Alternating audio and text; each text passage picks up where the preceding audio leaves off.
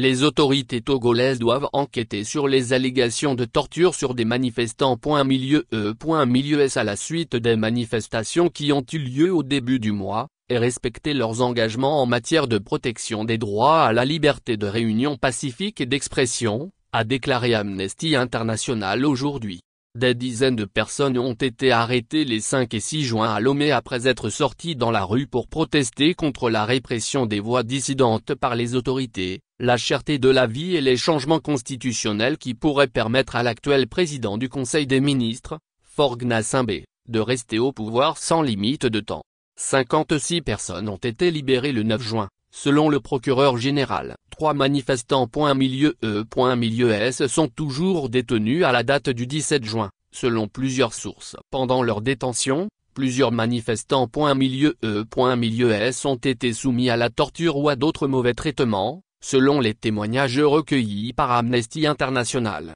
Ces manifestants. Milieu S togolais sont sévèrement punis pour le simple fait d'avoir exprimé leurs opinions. En interdisant les manifestations et en les réprimant par la force, les autorités violent le droit international qui protège le droit de manifester. Elles ne respectent pas non plus les engagements pris lors du dernier examen périodique universel, notamment l'interdiction de la torture sous toutes ses formes et l'ouverture d'enquêtes sur les actes de torture présumés, a déclaré Marceau Civide, directeur régional par intérim d'Amnesty International pour l'Afrique de l'Ouest et l'Afrique centrale. La répression de la liberté d'expression et de réunion pacifique doit cesser immédiatement. Dans une déclaration lue à la télévision le 9 juin, le procureur de la République a évoqué des individus qui, par groupuscules, ont bruyamment occupé les voies publiques, orchestrant des vacarmes et érigeant par endroits des barricades, alors qu'aucune déclaration de manifestation publique n'avait été enregistrée, ce qui constitue selon lui des troubles aggravés à l'ordre public.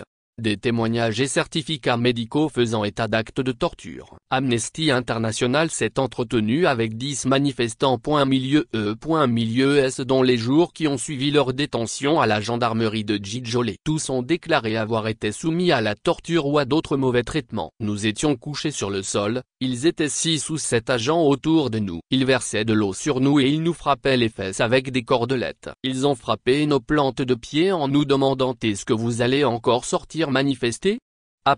Puis ils nous ont ordonné d'aller courir sur des gravillons. Ils nous menaçaient. À un moment, ils nous ont ordonné d'aller danser sous la pluie. Ils ont ordonné à un manifestant qui avait été arrêté avec un mégaphone de chanter dans l'appareil éteint, a raconté l'un d'eux à Amnesty International. Ce n'est pas la première fois que des manifestants. Milieu S arrêtés font état de torture et d'autres mauvais traitements dans le pays. Le Togo a été condamné une dizaine de fois ces dernières années par la Cour de justice de la CEDEAO pour avoir eu recours à la torture. Nous demandons qu'une enquête rapide, impartiale, indépendante et efficace soit menée sur ces allégations, a déclaré Fabien Hoffney, chercheur au bureau régional d'Amnesty International pour l'Afrique de l'Ouest et l'Afrique centrale.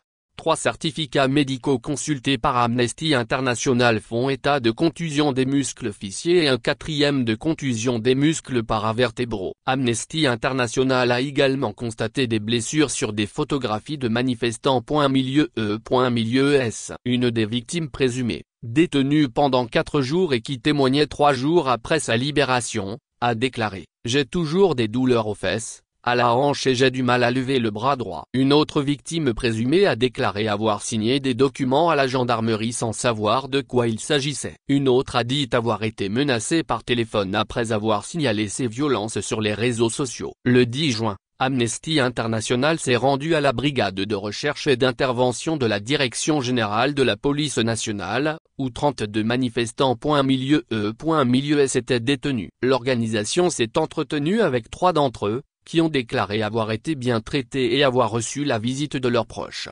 Contexte. Le 26 mai, le chanteur Ameron, critique virulent des autorités, a appelé à la mobilisation contre le gouvernement dans une vidéo postée sur TikTok. Il a été arrêté la nuit suivante à son domicile, sans convocation préalable ni mandat d'arrêt, et emmené dans un lieu inconnu. Il est réapparu le 6 juin dans une vidéo, s'excusant auprès du président du Conseil des ministres pour avoir tenu des propos injurieux et outrageants. Il a également annoncé qu'il était soigné dans un hôpital psychiatrique. Dans une déclaration publiée le 6 juin, le gouvernement a averti que toute personne utilisant les réseaux sociaux pour diffuser des informations dénuées de tout fondement et susceptibles de provoquer des troubles graves à l'ordre public.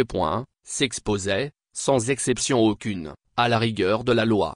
Certaines des lois citées dans cette déclaration contiennent des dispositions contraires au droit international. Depuis l'adoption d'une nouvelle constitution en avril 2024, le pouvoir est concentré entre les mains du président du Conseil des ministres, chef du parti majoritaire. L'ancien président Faure Gnassingbé, au pouvoir depuis la mort de son père en 2005, a accédé à cette fonction le 3 mai 2025.